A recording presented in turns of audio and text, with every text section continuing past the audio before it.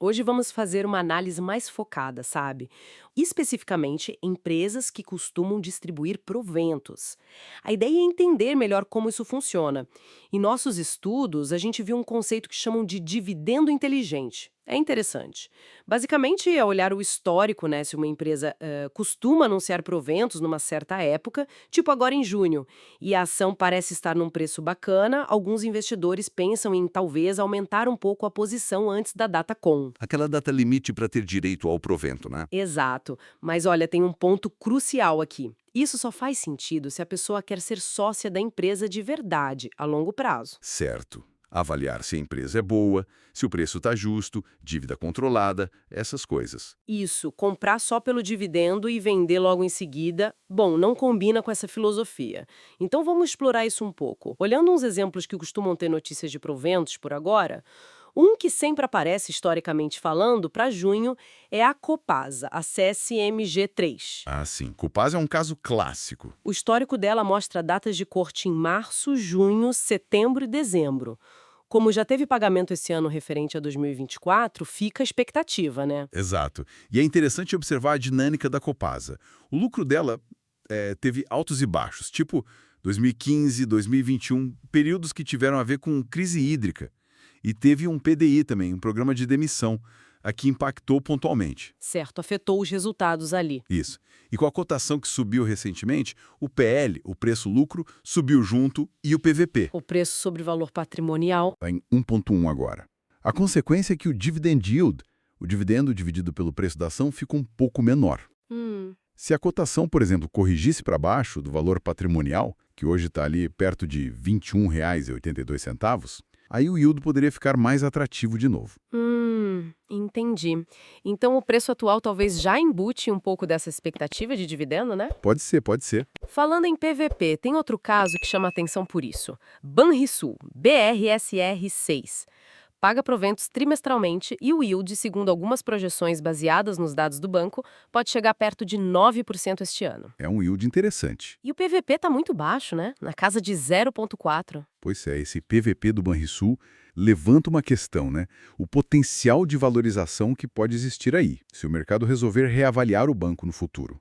Para quem pensa no longo prazo, pode ser um carrego interessante, sabe? Um carrego, como assim? Receber os proventos ali trimestralmente, são várias datas de corte no ano. Março, abril, junho, setembro, novembro, dezembro. Enquanto espera uma possível melhora na rentabilidade do banco ou na percepção do mercado. É juntar a renda passiva com potencial de ganho de capital, entende? Saquei. Renda e potencial de valorização juntos. Interessante. Agora, mudando um pouco de setor. Home 3. Os resultados são mais voláteis, né? Acompanham mais o ciclo econômico. Sim, é uma característica do setor industrial. Depende de ciclo, de juros. Mas é uma empresa com um histórico bem notável de valorização. E tem um detalhe que acho bem interessante. Além dos pagamentos trimestrais, que também tem um yield bom perto de 9,5% atualmente, Que já é um yield alto. a Home tem feito bonificações anuais em ações, geralmente em abril. Ah, a bonificação. Isso é um ponto-chave na Home. Essa volatilidade que você mencionou é real, claro. Mas a bonificação em ações é um fator adicional poderoso. Explica melhor. Basicamente, a empresa dá mais ações de graça para os acionistas que já existem. Ano após ano, quem fica na empresa vê a participação aumentar, não só reinvestindo dividendos, se quiser, mas também recebendo essas ações extras. Isso potencializa muito o efeito composto, sabe? É como se fosse um dividendo extra, só que em mais ações da própria empresa. Legal, turbina o futuro. Para fechar os exemplos, vamos falar da B3, P3SA3. Também paga trimestralmente, mas muita gente estranha o dividend yield direto dela. É baixo, né? Uns 2, 3%? É baixo se olhar só para ele. Qual é a história aí? Ótima pergunta, porque aí a gente precisa olhar o quadro completo da remuneração para o acionista. A B3 tem retornado muito valor de outra forma, recompra de ações. Ah, recompra. Exato. Se a gente pega os dados da própria B3, de 2024, por exemplo, dos 5,3 bilhões de reais que eles distribuíram para os acionistas, 3,7 bilhões, quase 70%, foram via recompra. Só 1,5 bilhão foi em dividendos e JCP, o juro sobre capital próprio. Entendi. E a recompra não entra direto no cálculo do yield que a gente vê por aí? Não entra no cálculo simples, mas ela beneficia o acionista de longo prazo, porque diminui o número de ações no mercado. Com menos ações, o lucro por ação tende a aumentar. Na B3, por exemplo, o lucro por ação subiu bastante nos últimos anos. Faz sentido. Se a gente fosse incluir o efeito das recompras para ter uma ideia do yield total, aí sim seria bem maior, talvez na casa dos 8%. Bem diferente dos 2, 3% que aparecem. Então, o retorno está meio escondido ali na recompra. O ponto principal, então, é que não dá para olhar só um número isolado, tipo o dividend yield, e achar que entendeu tudo. De jeito nenhum. É fundamental analisar a estratégia toda da empresa. Como ela gera valor e como ela escolhe devolver esse valor para os sócios. Pode ser dividendo, JCP, recompra, bonificação. Cada uma tem sua lógica. Exploramos hoje, então, essas diferentes formas de remuneração e a importância de ir além do óbvio, né?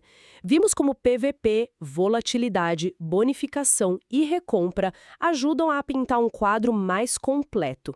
Essa análise mais profunda, pensando no longo prazo, lembra muito a filosofia de grandes investidores, né? Com certeza. Quem quiser, aliás, saber mais sobre essa metodologia focada em dividendos para o longo prazo, tem o livro do Sr. Luiz Barsi, O Rei dos Dividendos, é uma referência. E para quem quer se aprofundar mais nessa ideia de pensar o longo prazo e olhar o quadro completo, como a gente fez com a B3, tem 2 clássicos muito bons. O Investidor de Bom Senso, do John Bogle, e também Faça Fortuna com Ações Antes que Seja Tarde, do Décio Bazin. São leituras, olha, excelentes para qualquer investidor. Leituras fundamentais mesmo. Estão na descrição, tá? E só para reforçar, pessoal, este nosso estudo aqui é puramente informativo, tá? Baseado em nossos estudos, dados públicos. Não é de forma alguma um serviço de análise ou recomendação de investimento. Bolsa de valores é renda variável, o risco existe e é inerente. Toda e qualquer decisão de comprar ou vender é responsabilidade exclusiva de cada investidor, certo? Um abraço e até a próxima!